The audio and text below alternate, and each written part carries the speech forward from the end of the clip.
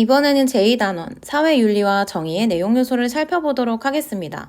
자, 이 단원에서는 개인윤리와 사회윤리의 기본적인 이 관점의 차이점을 살펴보고 이에 기초해서 니부어의 사상을 이해하는 것이 문항을 풀기 위해서 필요한 학습입니다.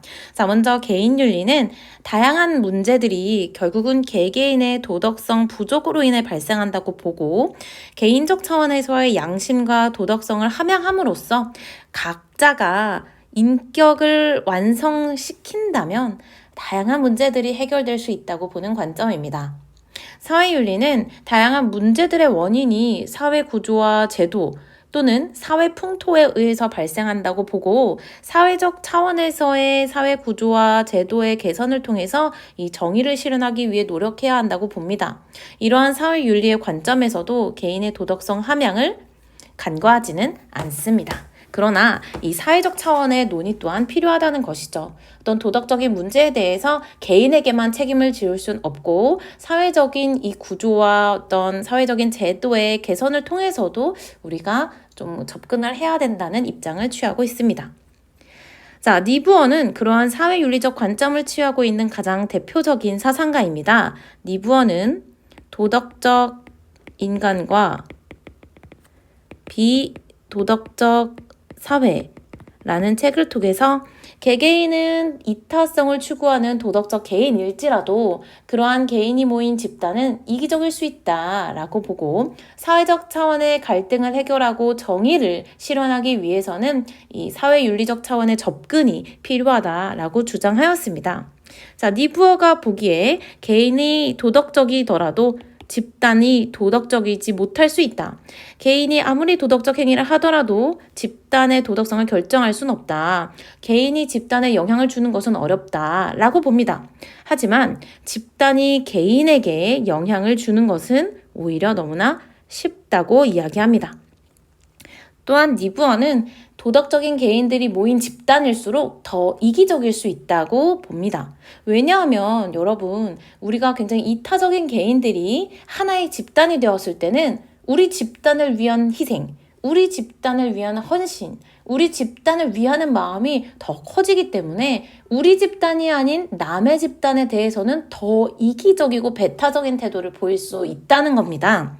자, 이러한 관점에서 니부어는 집단들 간의 관계는 윤리적이라기보다는 매우 정치적이고 결국 집단과 집단 사이의 관계는 각자의 집단이 가지고 있는 힘의 비율에 따라 형성된다고 봅니다. 사회 부정의의 원인은 집단 간 권력의 불균형에 의해서 발생하는 것이므로 이 사회 정의 실현을 위해서는 어떤 이 도덕적인 개인 윤리적 차원의 노력 이상의 어떤 제도적인 관점에서의 접근이 필요하다고 보는 것이죠. 그래서 니부어는 개인의 도덕성 함양뿐만 아니라 사회 구조와 제도에서의 도덕성 실현을 위해 노력해야 한다고 주장합니다. 이 과정에서 외적 강제력이 반드시 필요하다고 이야기합니다. 즉, 이성의 지배를 받는 그러한 수단들 뿐만 아니라 어떤 강제력이라고 하는 것까지 우리가 활용할 수 있어야 한다고 봅니다.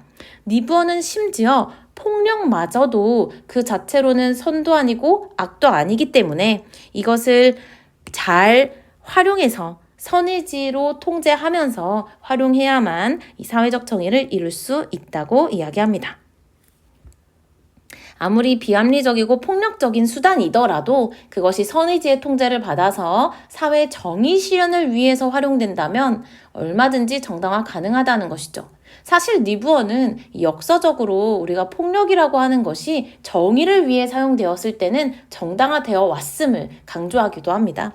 그런 면에서 이 니부어의 이 사상이 우리 굉장히 흥미로운 이 선지들로 구성된 문항들로 출제가 자주 되었었는데요. 예를 들면 이런 부분입니다. 정의 달성을 위한 비합리적 수단이 도덕적 선의지의 통제를 받지 않는다면 사회에 엄청난 위험을 초래할 수 있다. 강제력을 활용해서 정의 실현을 해야 한다라는 이 내용에 꽂혀서 큰 틀에서 결국 그 모든 강제력과 비합리적 수단이 선의지의 통제를 받아야 한다는 것을 수험생들이 자주 놓쳤어요. 그래서 이 부분에서 굉장히 흥미로운 답지 선지들이 구성되기도 했었죠. 자, 그런데 이 최근에는 니부어와 관련된 문항이 출제되지 않고 있습니다. 자, 그러나 니부어와 관련된 문항이 출제되었던 2020학년도 6월 평가어 문항의 경우에는 니부어의 기본적인 내용이 선지로 제시가 되고 니부어의 사상에 대해서 얼마나 이해하고 있는지 때로는 이 깊이 있는 답지가 제시되기도 했어요. 그러니까 여러분 이 니부어와 관련된 개념들이 비록 최근의 기출 문항에는 없지만 그래도 이 내용이 많지 않으니까 꼼꼼하게 공부하고 기출풀이도 잘 해두면 좋을 것 같습니다.